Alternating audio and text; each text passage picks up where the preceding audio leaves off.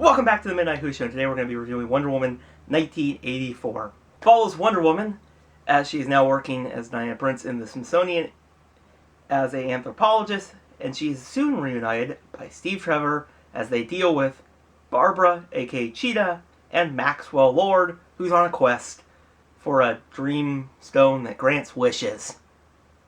Okay, yeah, this is gets a little crazy, this film. I really enjoyed the flashback to Themyscira. I really thought that was well directed, and I really think it's great to go back to the island of Themyscira. You know, definitely, because that was a huge focus in the early parts of the first film, so they kind of it felt like they kind of had to add it, it feels like. So I really thought it was a good addition.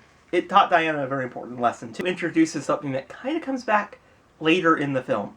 We do jump forward to 1984, where there's some thieves at the mall, because the jewelry store has two fronts.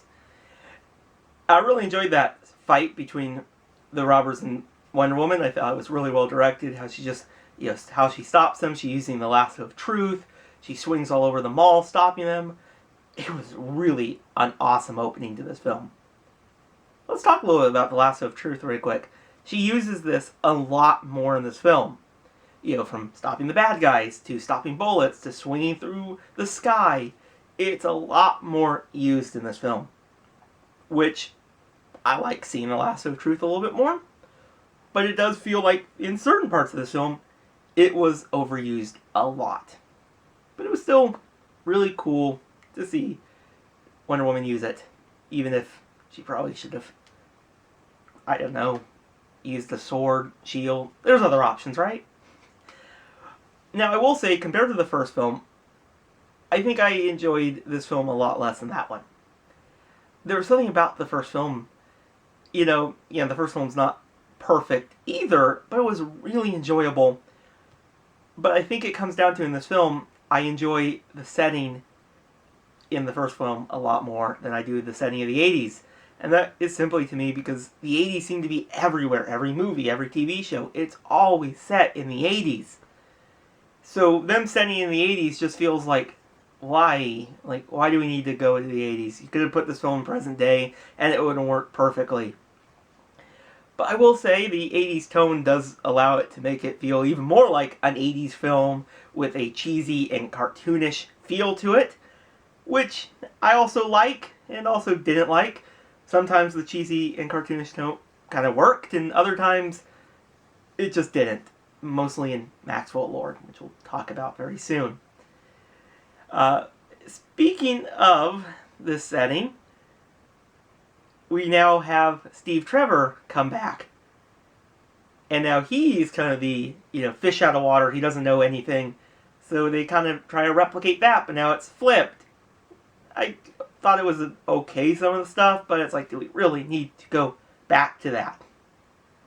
But these are just small problems I have with this film. I was really hesitant when they announced that Steve Trevor was coming back. It's like, really? He was such a good part of the first film. Do we really need to reintroduce his character? They do it in a way that I did not expect. By the wishing stone, it is kind of weird that he just takes over a person's, basically, body. Now he's just walking in that person. I really do wonder, is that person going to have, any feeling, why am I here? It's just going to be interesting with that person. He's like, that's a small little weird problem with this. Like, really? Okay. She did get him back, though. And, Diana Prince and Steve Trevor have great chemistry between each of them.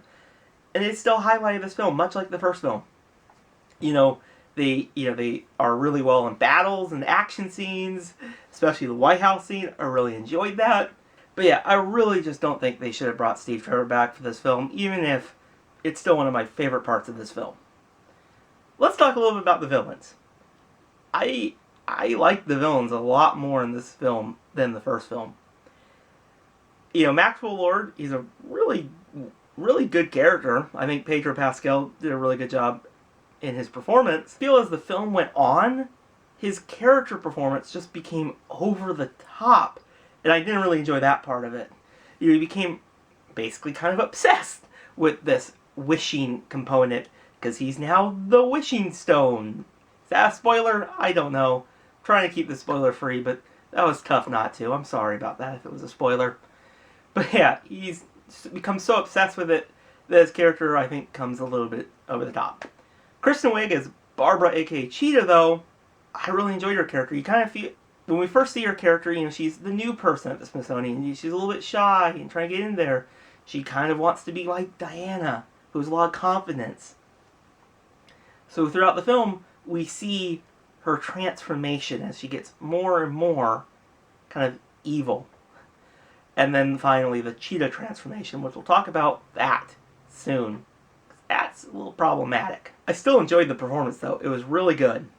But it just felt toward the end, I didn't enjoy it.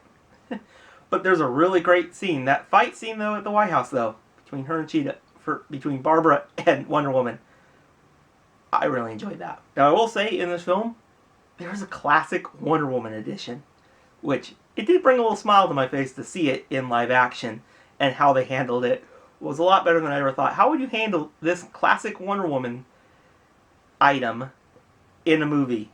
Patty Jenkins did a really good job bringing it to live action. Another great component of this film is the score by Hans Zimmer. It's just so good. Has a lot of good beats to it, and it does fill you up with a lot of hope and gets you really excited as this film goes on. But yeah, up to this point, this film I thought was decent, a little flawed, need a little bit of reworking of the script, maybe a little bit with the villains, and then you would have a really good film.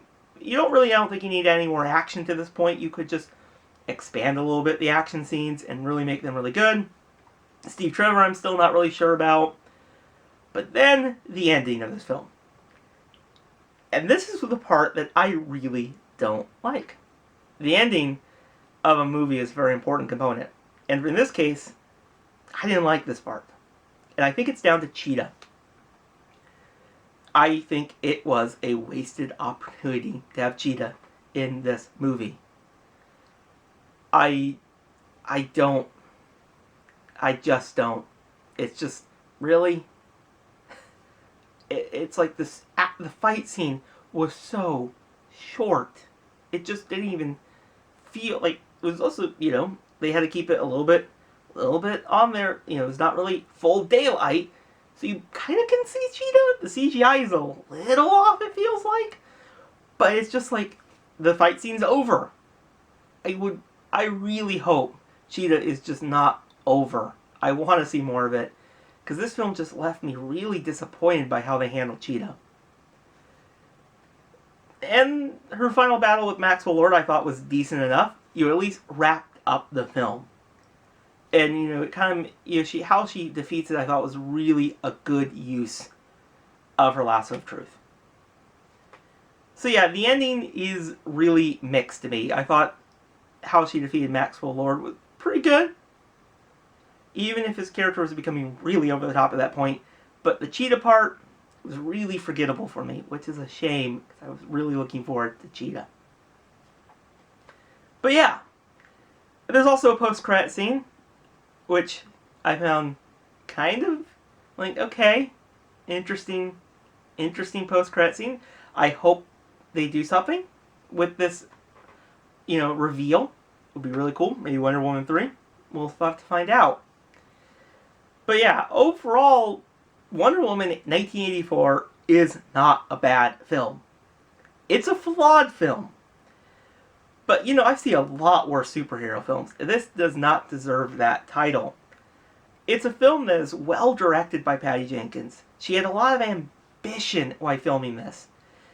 The set design was really amazing. Gal Gadot did had an amazing performance in this film. And her dynamic with Steve Trevor, even if I didn't think his character should have been in this, was a highlight of the film. And when they see each other the last time, that was a great scene. But yeah, would I recommend this film?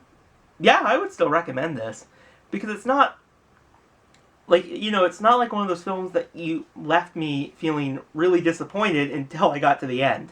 And that was simply down to Cheetah. But yeah, I think if they had some script work, just a little, just like, okay, let's take this, condense this, rework this action scene. I don't think you need any more action. Maybe just, rework a few scenes. And I think you would have a really fantastic film. But I can see how people may not like this film. It's a complete, tonal shift from the last film, which is a little tough sometimes to deal with, especially if you really enjoyed the first film. This film is not that. It's an 80s film. And I think Patty Jenkins did a decent job with this, directing it. It has a lot of hope and optimism in this film, which I think is a very important message right now. But yeah, if you've seen this film, let me know your thoughts on it in the comments below. I would give this film about 3.75 out of 5. It is definitely not a bad film. It's not a perfect film. It's just right in the middle, but it has a lot of hope and optimism and some great performances, even if some just become a little over the top. But yeah, I would still recommend it. So that's it for tonight. I'll see you guys in the next video. Bye, everyone.